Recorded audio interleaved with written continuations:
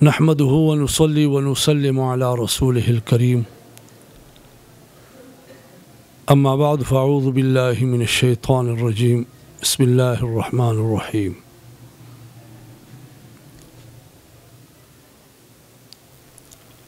محترم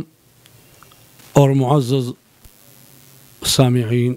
السلام علیکم ورحمۃ اللہ وبرکاتہ۔ ایک انتہائی دکھ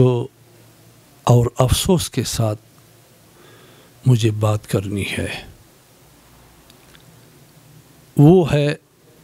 تراویح کی بابت، اور وہ یہ ہے کہ آج کل ہماری مساجد میں تراویح پڑھی جاتی ہیں، لیکن پیچھے سے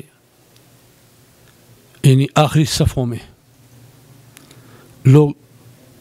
عجیب عجیب حرکتیں کرتے ہیں۔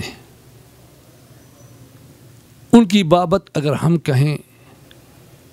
کہ یہ حرکتوں کے کرنے والے وہ امی ہیں، دین سے نابلد ہیں،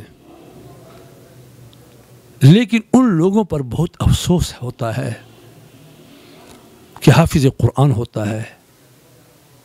قاری قرآن ہوتا ہے، لوگوں کو قرآن پاک سناتا ہے، اور پھر اسپیشل اسٹوڈیو میں جا کر تراویح کی شکل بنا کر عجیب انداز میں قرآن پڑھتا ہے، تیز تیز پڑھتا ہے، چند آیتوں کے بعد پھر ایک راگ نکالتا ہے، اور وہ راگ نکالتے ہوئے عجیب انداز میں اس کے ساتھ ایکو بھی لگا دیا جاتا ہے تاکہ لوگ میری طرف متوجہ ہو جائیں اور میری ویڈیو وائرل ہو جائے اور میرے ویوز زیادہ ہو جائیں۔ تو میرے محترم بھائیوں اور دوست، ان قراء حضرات سے اپیل کرتا ہوں جو قرآن پاک کو گانے کے طرز پر وہ پڑھتے ہیں اور قرآن پاک میں ساز ڈال رہے ہیں۔ وہی نبی کریم صلی اللہ علیہ وسلم تو فرماتے ہیں انما بعثت لکسر المزامیر، میں تو آلات لہو لعب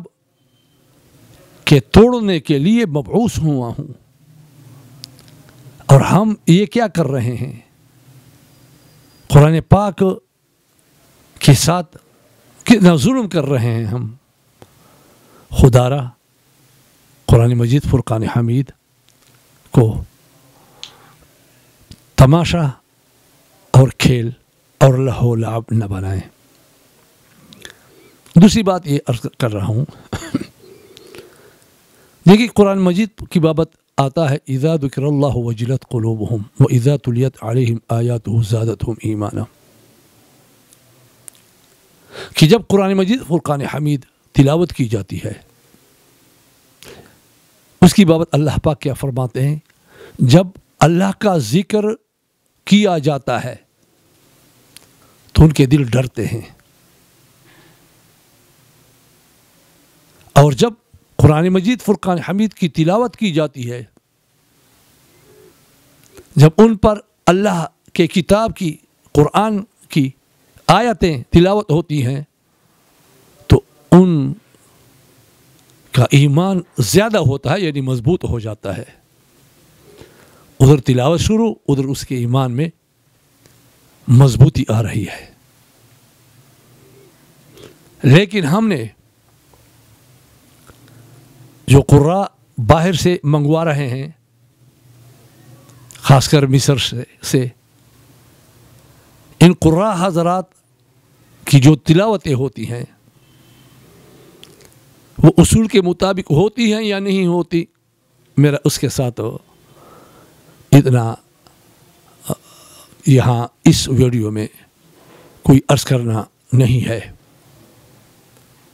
صرف یہ کہتا ہوں کہ وہ جب ایک سانس میں کوئی صورت پڑھ لیتے ہیں تو چاہیے تو یہ تھا کہ ہمارے ایمان میں مضبوطی آ جاتی. لوگوں کو ہم دیکھتے ہیں کہ کھڑے ہو کر وہ اٹھتے ہیں ہنستے اللہ اکبر کبیرہ. یہ ایمان کے بڑھنے کا تقاضا ہے کہ تم لوگ ہنستے ہو اس پر. کوئی نوٹ اس پر نچاور کرتے ہیں اور کوئی اس کا ماتھا چومتا ہے, کوئی کیا حرکتیں کرتے ہیں, کوئی چادریں اچھالتے ہیں. قرآن پاک کی یہ عظمت نہیں ہے. اور میں تو آپ لوگوں سے یہ عرض بھی کرتا ہوں, خاص کر وہ لوگ جو باہر سے منگواتے ہیں ان قراء حضرات کو, کہ میرے محترم بھائیوں اور دوستوں, آپ لوگوں کو یہ تصور دیتے ہیں کہ قرآن پاک سیکھیں اور نہ داڑھی کی ضرورت ہے نہ دوسرے سنت کے مطابق زندگی گزارنے کی ضرورت ہے, بس قرآن سیکھیں. بھئی قرآن سیکھیں, ہم بھی یہی کہتے ہیں, لیکن قرآن پاک سیکھنے کے ساتھ اگر قرآن پاک پڑھانے والا جو ہوتا ہے اس کے اثرات طالب علم پر پڑھتے ہیں تو وہ اگر سنت کے مطابق نہیں تو اس کا شاگرد بھی سنت کے مطابق نہیں ہوگا. اس لیے میں آپ لوگوں سے عرض کرتا ہوں کہ آپ کے پاکستان میں کم قراء ہیں, ان کو بلائیں, ان قراء کو بلائیں جن کی داڑھی ہوتی ہے اور جو سنت کے مطابق تلاوت بھی کرے. صرف راگ لگانے اور شاباش لینے, بارک اللہ, حیاک اللہ, بارک اللہ فی صوتک وفی حیاتک وغیرہ کے الفاظ کہنے کی بجائے وہ قرآن کو ایسا پڑھتے ہیں جو بے تکلف سے آزاد ہو اور حروف کا بھی خیال کرتا ہو. تو یہ گزارش تھی